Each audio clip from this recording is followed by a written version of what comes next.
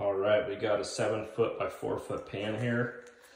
Doing the pre-float. We're gonna put a pan liner in this one. 1/4 inch per foot from the bottom flange out to the edge. Run a level screed all the way around. Add a 1/4 inch per foot from there to there. And use your metal edges to screed off that bottom flange out to your level there. So you'll just run it in a circular motion from the drain out. You'll do that same thing for your float, your Darby, and you'll go ahead and do that same thing. Same direction. Don't ever go crossways. Always go away from your drain. This helps to smooth it, bring some of the fines up to the top. And then you'll take your steel trowel and flat trowel the entire thing, once again keeping it always facing towards the drain. Never go crossways like this, or you'll mess up your pitch. You'll dig into these sides when you start going. But put the pan in. This is the exact same method you'll use for the final float before you tile. Okay, you got the pan liner laid out. It's a dowel pan, PVC rubber. It's going to go up. You see where there's blocking all the way around the base. You want it to go up about a 2x6 lumber height there.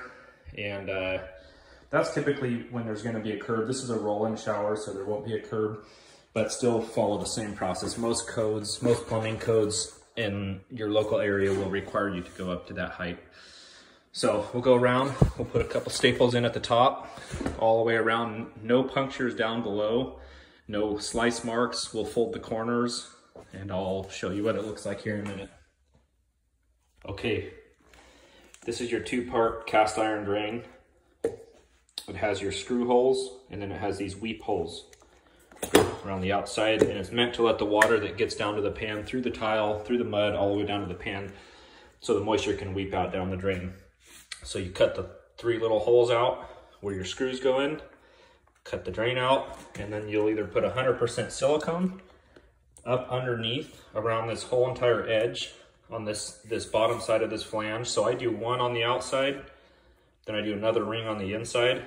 And then when you squeeze this down and tighten it down, it squeezes all that silicone out in here around the screws. So you know you got a good bond. You can use butyl rubber or 100% silicone. Tighten the bolts down. You can see a whole bunch of silicone squeezed out. So you'll just get in there and you'll clean it all up. I like to, once it's all cleaned up, before I finish the job, I'll spray paint black spray paint inside there, so that when you put your grate on, this has got a plastic cover on, it's not glue. A lot of showers, you look down, you'll see that pan that's down there if you actually look. So I like to spray paint the whole inside so it looks nice and black down there. Gonna work on these corners real quick. We have these little pre-made corners. These will go on after I slice this out. Basically, they sit down in these corners where you gotta cut the pan. So I'll get those and keep on moving. We got another one in the house to do. This was the big one, 9x6. All right, got the big one done. Got the corners on, they're glued on. We're gonna float this shower. So we'll end up putting Aquabar. It's a type of tar paper on the walls and chicken wire, and we'll float this one out. You want to take a plug the drain, fill it up with water to where it's about a 1/2 inch above the top of that drain. Call an inspection, inspector will come out, pull the plug, and then we'll be able to prep the walls and get going on that. Here's the other one down the hall. Same thing, same process. Put a couple staples around the top edge of your pan. Put your damn corners on. Use the same glue. Plug it, fill it up with water 24 hours. Make sure there's no leaks. We're gonna float this one as well. I'm gonna put a niche on that wall.